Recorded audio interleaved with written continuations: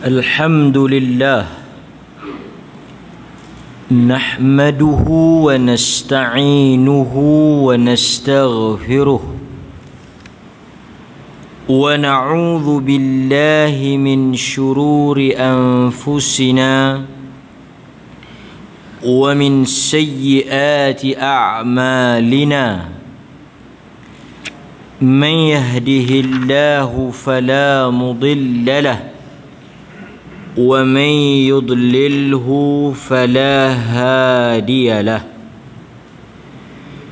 أشهد أن لا إله إلا الله وحده لا شريك له وأشهد أن محمدا عبده ورسوله أما بعد عن أنس بن مالك رضي الله عنه قال كان الرجل يجعل للنبي صلى الله عليه وسلم النخلات حتى افتتح قريضة والنضير وإن أهلي آمرني أن آتي النبي صلى الله عليه وسلم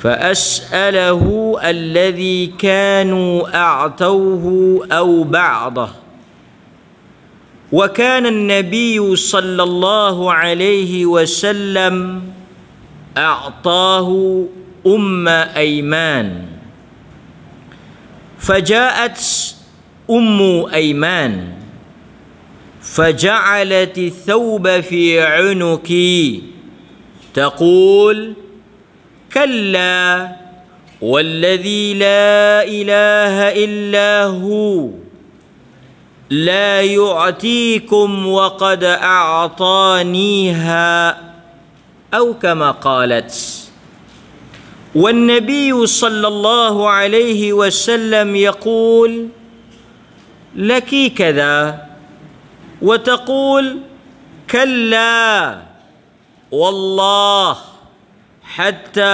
أعطاها حسبت أنه قال 10 أمثاله أو كما قال حديث رواه البخاري.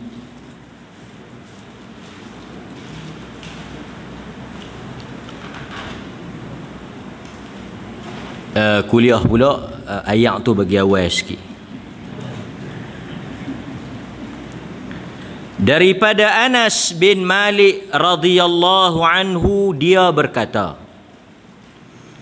kana ar-rajulu, adalah seorang lelaki, yaj'alu lin-nabi, dia beri kepada Nabi sallallahu alaihi wasallam an-nakhlat, beberapa kebun tamar,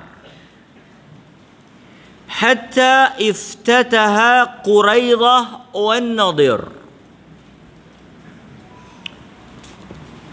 Tuan-tuan, apabila orang-orang muhajirin daripada Mekah dia bertolak keluar daripada bumi Mekah, mereka tidak membawa apa-apa harta dan juga bekalan. Ini pengorbanan besar yang dibuat oleh orang-orang muhajirin. Apabila Allah Subhanahu wa taala memerintahkan supaya mereka keluar daripada bumi Mekah setelah ditekan dan ditindas, mereka diseksa dan dipulau, tekanan demi tekanan, akhirnya Allah mengizinkan mereka untuk keluar daripada Mekah. Pada asalnya mereka tak nak keluar. Bumi Mekah ni tanah air mereka. negara mereka, tempat tumpah darah dan lahirnya. Kita pun tuan-tuan, kalau tidak adalah pasal, tak keluar kita daripada Perlis ni.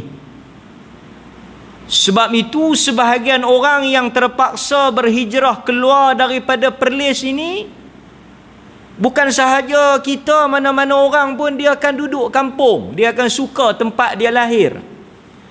Kerana negeri yang tempat dia lahir itulah dia membesar dan keluarganya berada di situ.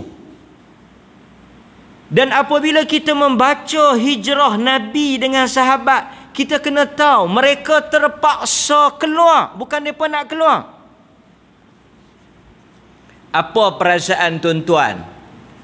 Membesar, ada adik-beradik di Mekah, harta benda, rumah, tanah, keluarga, tiba-tiba kena tinggalkan semua itu untuk pergi ke satu tempat yang kita tak pernah sampai, yang tak ada keluarga, yang tak ada harta benda. Semua apa yang kita usahakan ini ada di bumi Mekah. Sebab itu Allah memuji golongan muhajirun. Perjuangan mereka tuan-tuan, perjuangan menempuh kesusahan. Sebab itu hari ini bila kita baca kisah sahabat, kita akan melihat derita, pengorbanan yang penuh dengan derita. Tuan-tuan boleh bayang tak? Tuan-tuan tengok Rohingya. Orang-orang Rohingya, mereka ada kehidupan di Myanmar. Sebahagiannya kaya, ada tanah, ada rumah. Tetapi tanah mereka dirampas, rumah dibakar, wanita dirogol, lelaki dibunuh, hingga mereka terpaksa keluar merempat, pergi menumpang di Bangladesh. Tak bawa apa, mana nak dan heret harta benda, nak cangkui tanah macam mana? Merempat. Kita kadang-kadang berhijrah juga, tapi hijrah kita itu disambut. Hijrah kita itu ada orang yang menanti, ada orang yang menunggu. Tapi ini yang berlaku kepada golongan muhajirun. Mereka keluar daripada bumi Mekah. Nabi SAW ketika mana dia nak keluar daripada bumi Mekah, dia sebut satu perkataan yang sangat memberikan pengajaran kepada kita. Sayang orang duk baca ni dekat-dekat Merdeka ni, banyaklah program Merdeka. Yang tu bukan hadis, tapi orang kata hadis. Yang tu bukan hadis. Hubbul watan minal iman. Tuan-tuan bisa dengar? Cintakan negara itu sebahagian daripada iman. Yang ni hadis yang bukan sahih, Nabi tak sebut. Hubbul watan minal iman ni tak benar lah. Maknanya hadis itu tak betul lah, bukan hadis. Cuma Nabi sebut macam seakan-akan ada isyarat kita kena sayang negeri ni. Kita bukan ajar asabiyah, tapi negeri ni kita kena sayang. Nabi kata apa? Kalau tidak, ketika Nabi nak keluar daripada Mekah, Nabi pusing menghadap tengok Mekah.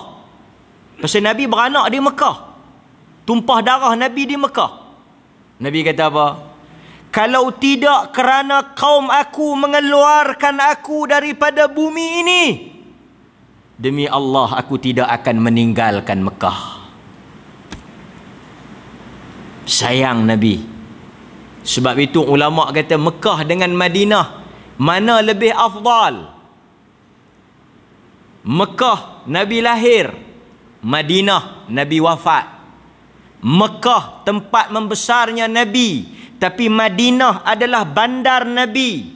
Nabi berumah tangga, berkeluarga, bernegara, hidup, memerintah dan sebagainya. di Madinah. Masjid Nabi di Madinah. Tapi ulama kata, cuba tengok perkataan Nabi. Kalau tidak kerana kaum aku mengusir aku keluar, aku tidak akan meninggalkan Mekah. Kata-kata itu menunjukkan Mekah lebih besar dan lebih afdal daripada Madinah. Kedua-duanya baguslah. Mekah bagus, Madinah bagus. Tapi afdalnya Mekah. Muhajirin ni bila mereka keluar, mereka sampai di Madinah. Golongan yang sambut mereka dikenali dengan Al-Ansar. Al-Ansar maksudnya penolong. Penolong. Allah Subhanahu wa ta'ala puji golongan Ansar. Allah kata apa? Allah kata di dalam Al-Quran, firman Allah di dalam surah Al-Hasyr ayat 9. Allah kata, wa yu'thiruna ala anfusihim walau kana bihim khasasah. Dan mereka itu golongan Ansar mengutamakan dan mendahulukan orang-orang Muhajirin mengatasi diri mereka sendiri, walaupun mereka dengan perkara itu juga apa dia? Berkehendak. Hebatnya Ansar kerana mereka boleh ithar. Selalu kita dengar perkataan ithar. Perkataan yang membawa maksud, Quran kata wa yu'thiruna ala anfusihim. Mereka itu mendahulukan orang lain di atas diri mereka. Yang ni kita sebut apa? Ithar. Walaupun mereka juga berhajat pada benda tu, mereka juga memerlukan benda tu, mereka juga susah, tetapi kerana suruhan agama, persaudaraan agama, mereka tak apalah, ambillah dulu Muhajirin, kami bagilah Muhajirin, tolonglah Muhajirin. Mereka pun bukan senang. Tabiat manusia ni, hatta saya ke siapa-siapa ke tuan-tuan, kita akan dahulukan diri kita. Lepas dah habis untuk urusan kita, dah selesai bahagian kita, kita akan fikir orang lain. Itu pun kira okey lah. Betul tak? Dia dah kenyang, dia teringat kat kita. Bagus tak? Bagus. Kalau dia kenyang, dia tak teringat kat kita, yang tu yang tak bagus. Patut dia pi tak mana-mana ada orang buat makan free. Dia jangan makan lagi. Dia telefon kita tu. Dia tahan duduk tahun dah. Ni masjid ada buat nuri sikit. Dia tahan Ish, dia kata aku nak pi, tak ada orang nak bawa. Tak apa, hang tunggu aku pergi ambil. Ini bagus ya. Tapi yang tak bagusnya, dia telefon kita, dia belahak. Dia tahan duduk tahun dah. Dia duduk rumah. Awak hang tak main masjid, ni buat kambing, gulai apa semua. Loh. Ada lagi? Aku tak tahu ada tak ada. Lama dah. Lama dah lah. Awak hang baru telefon. Aku makan dulu. Lepas tu aku teringat kan. Boleh aku nak main? Hang main hari tengok kok ada koh-koh apa boleh. Cicah hati. Yang ni kira bagus awak. Yang tak bagus awak. Yang esok baru dia jumpa kita, dia apa? Dia malah hang tak pergi. Awak masjid buat golek kambing punya bagus. Tu, tak ramai yang main. Aku makan pun aku duk tengok juga hang. Lepas tu aku tak nampak, aku ingat hang tak makan kambing. Susah tuan-tuan. Allah bila dia uji Ansar. Wa yu'thiruna ala anfusihim. Apatah lagi tuan-tuan, yang mari itu bukan keluarga. Yang mari itu orang asing. Mari menumpang di negara mereka. Mereka sambut dengan tangan yang terbuka. Bukan sahaja mereka sambut, mereka dahulukan diri. Jamu makan, bagi rumah. Tuan-tuan tengok kan, Sebahagiannya seperti kisah Abdul Rahman bin Auf yang dipersaudarakan dengan Sa'ad bin Ubadah. Sa'ad kata apa ke Abu Abdurrahman bin Auf? Aku akan bagi hang setengah harta aku. Aku akan bagi hang pilih isteri aku. Diriwayatkan oleh Al-Bukhari dalam sahih dia. Tuan-tuan boleh bayang, bukan ada kena-mengena pun. Sa'ad lain, Abdurrahman lain, tak ada sangkut paut.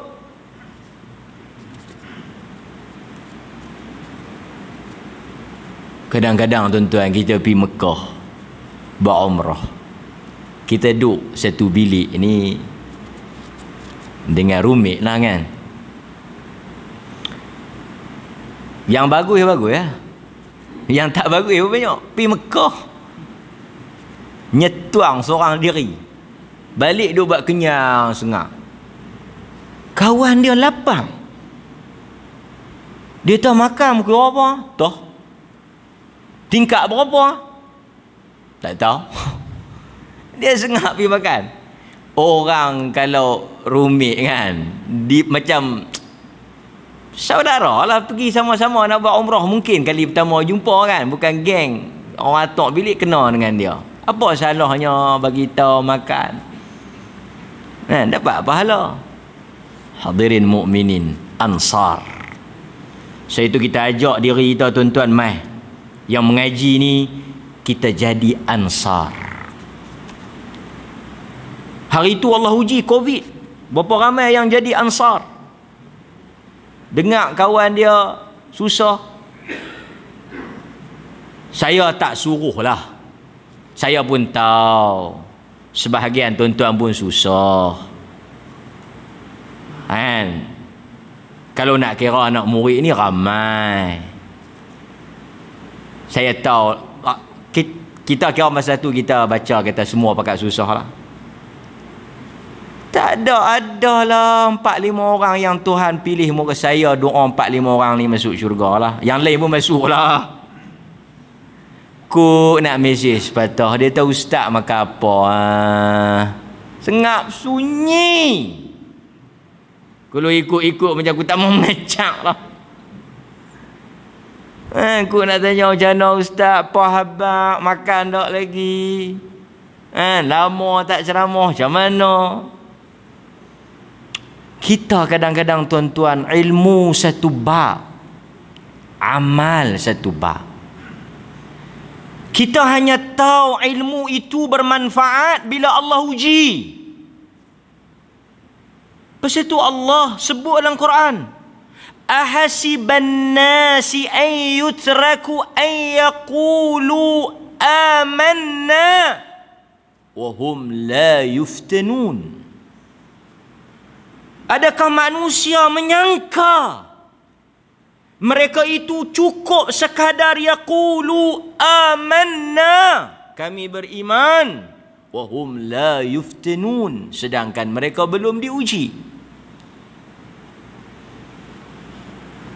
Ini kadang-kadang tuan-tuan kita bersahabat, bermusafir. Pasal itu Nabi bila dia suruh kita apa? Nak kenal sahabat ni, kita bermusafir. Cara kita nak kenal sahabat ni dengan kita musafir. Ini benda besar yang boleh kita belajar lah. Dapat? Kita nak kenal kawan kita ni, tak boleh jumpa kot ni, semua mana. Pi musafir dengan dia. Pi musafir kita tahu lah. Mudah-mudahan Tuhan rahmat lah. Baik. Okey. Kita sambung. Tahu mana tadi? Okey. Jadi nak jadi cerita ni tuan-tuan, nak dijadikan cerita, orang-orang Ansar bila Nabi mai, mereka pergi offer an-nakhlah, yakni ladang. Macam saya lah, kata orang Kuala Lumpur berhijrah mai, tuan-tuan mai, ustaz buat apa? Tak ada nak buat apa. Saya ada harum manis 10 relung. Mau ambil 2 relung. Allah, banyak sangat tu. 5 lah. Ustaz ni orang bagi betis nak apa? Boleh tuan? Mai katalah kawan kita kena buang kerja, Covid kena buang kerja Kuala Lumpur. Dia mai. Dia mai tuan-tuan. Apa? Di kampung kita ni dia tak ada siapa. Boleh tak tenang buat? Tuan-tuan ada tanah bendang banyak ke apa? Kedai 2-3 buah ke apa? Dia kata aku ada rumah sewa hampir duduk situ, jangan duk bayar Pasal dia tak ada duit, nak suruh bayar macam mana? Aku nak buat apa? Apa boleh aku buat? Aku ada bendang 20 relung. Hang ambil buat 3 relung. Tak ada sewa apa, hang buat. Hasil hang ambil. Aku nak bagi duit aku pun tak banyak. Nak bagi saja, sat lagi hang balok. Jadi hang ambil bendang ni 3 relung hang buat. Hasil kalau hang rajin hang boleh banyak. Kalau hang malas hang boleh sikit. Tapi aku nak bagilah. Yang ni dia panggil manihah. Tapi bukan bagi terus. Dia panggil apa tuan? Manihah. Rabu pula tanya manisah jadi. Manisah. Kan? Marka siapa? Lebu-lebi. Nak Haji Bakhil kan nama manisah. Manihah. Yakni kita bagi dia pinjam tapi kita tak charge. Bila dia dah senang, kita minta balik. Yang ni bukan buruk siku. Yang ni memang ada bab dia panggil al-manihah. Yang ni tuan-tuan bagi, lepas tu kita bagi syarat lah. Okey, lepas hang dah boleh survive, hang dah boleh apa semua ni, hang dah boleh berdikari apa semua, aku minta balik. Kalau hang nak terus, kita kira sewa lah. Untuk 3 musim ni atau 3 bulan ni atau apa-apa ni hang buat dulu. Aku tak minta apa, aku bagi free of charge. Pasal hang baru nak start. Yang ni Ansar. Kita kawan tu. Tapi bagus, saya tak tahulah, bagus saya pergi tengok satu kedai. Dia bukan, barangkali bukan kerana dia kenal saya, tapi dia kenal lah lepas pada saya buka mas tu. Dia kata, dia kata tak apa kalau ustaz nak ambil 2 bulan 3 bulan ke 2 bulan, dia kata off sewa, buat saja. Bulan keempat nanti baru kita kira macam mana. Yang ni dia panggil manihah. 3 bulan kalau 1,000 3,000. Tapi dia tidak bagi di atas cash. Dia bagi di atas apa? Timbang rasa. Dia kata biasalah kita nak mula menega, nak renovate apa semua. 2 bulan bukan nak boleh ketahuan apa. Duk pesah ni, main pesah ni. Tak apalah, buat dulu. Pasal dia baca long term. 3 bulan dia tak boleh apa. Dia boleh pahala. Dia mempermudahkan urusan orang lain. Tapi kalau kita yang jenis orang utara kata pekin.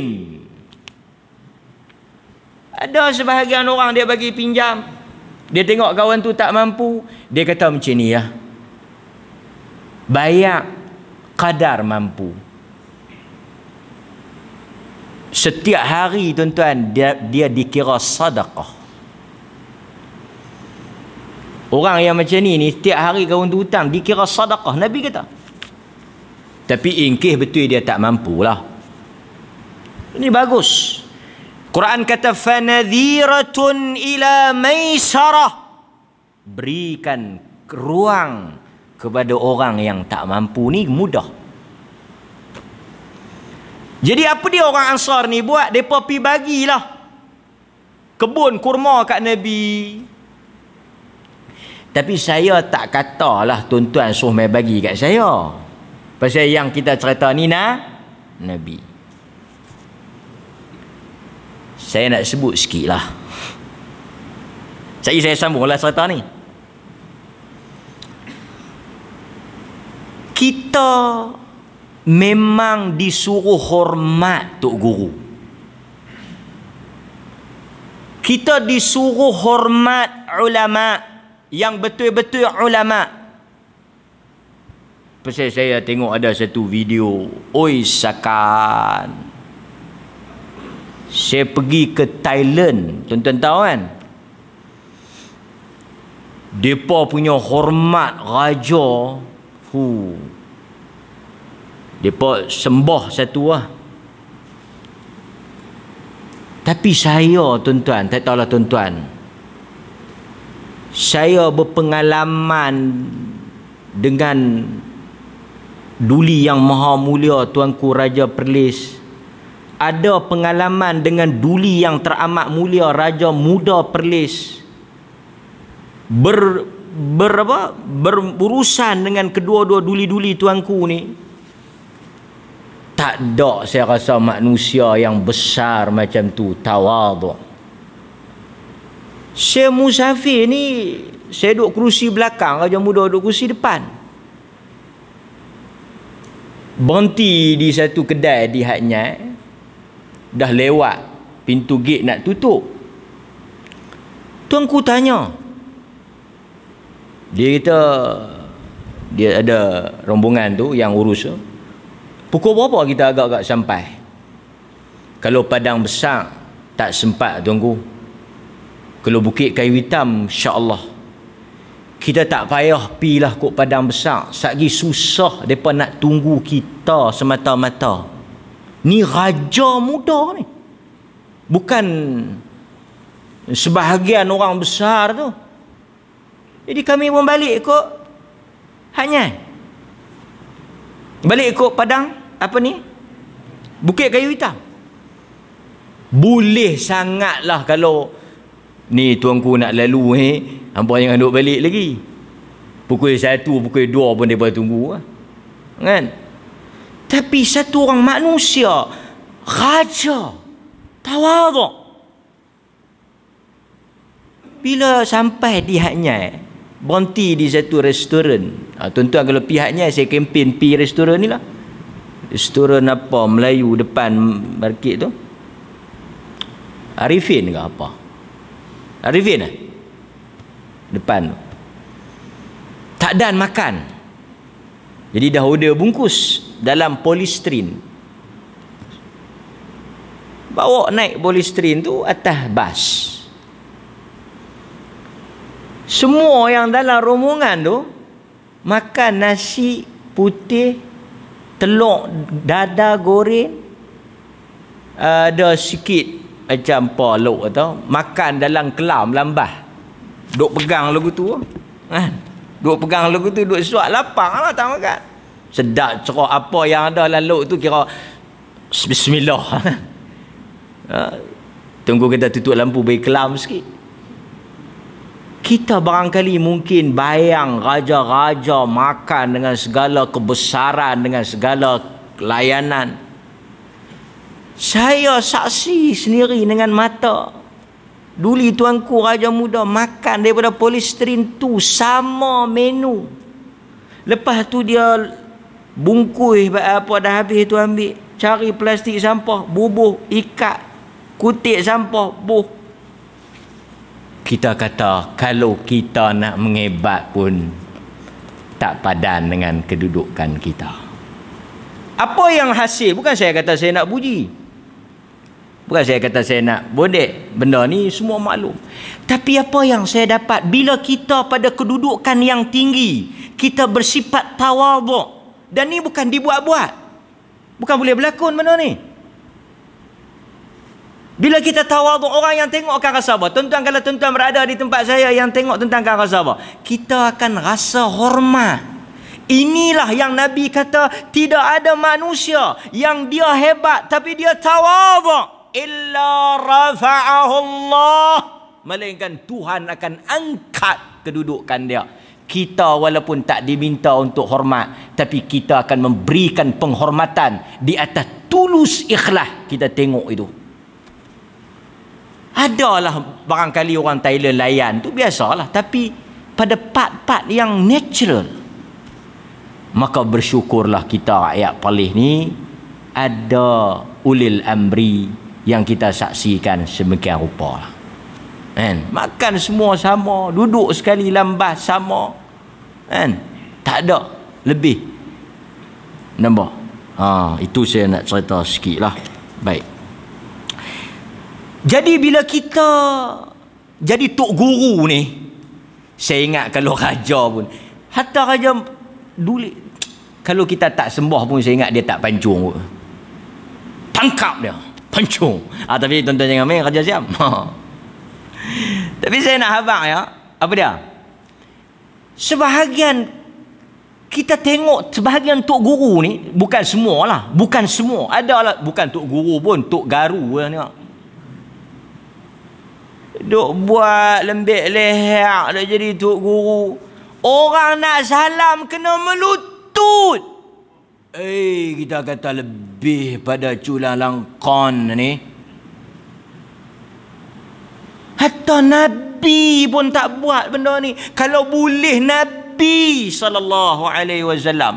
Sebab tu Nabi kalau orang cium tangan dia cium balik.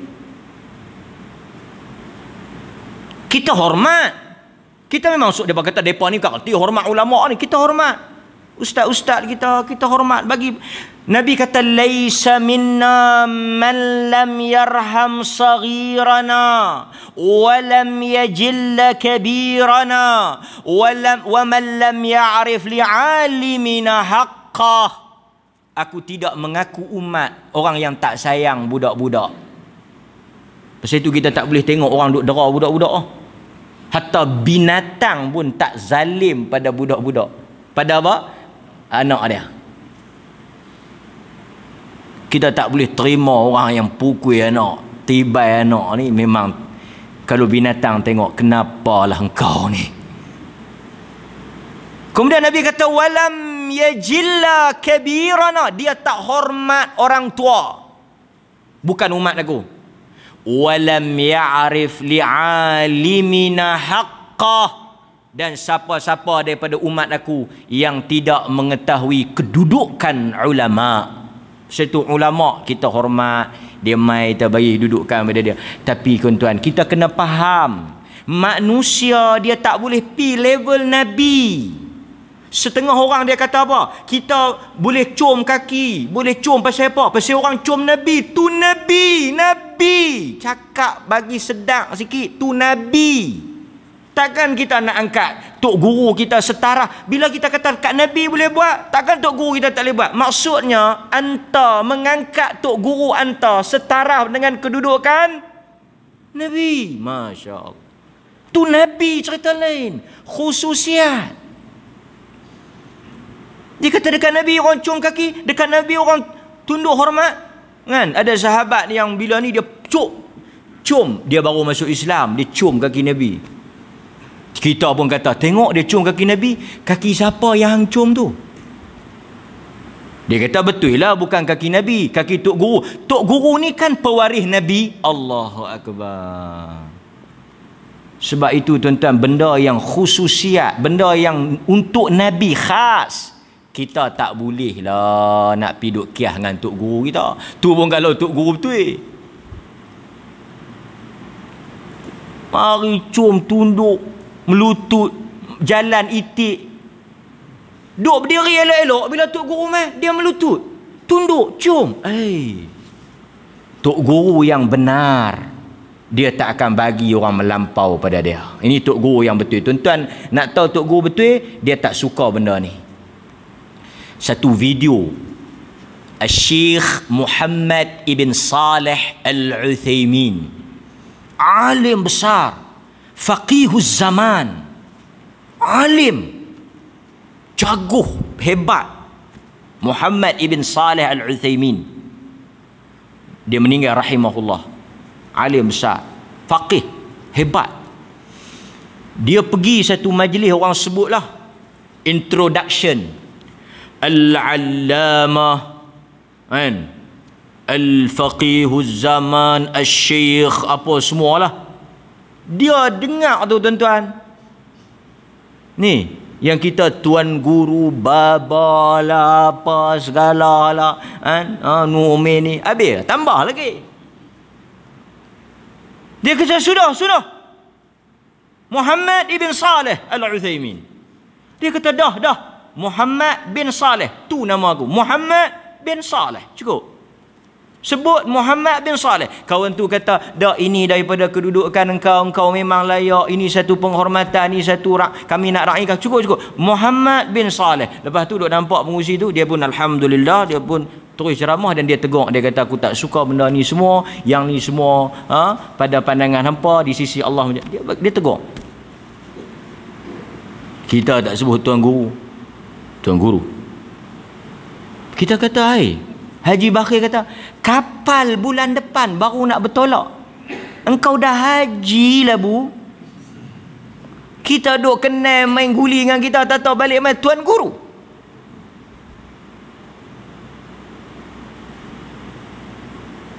Di akhir zaman, manusia akan guna agama.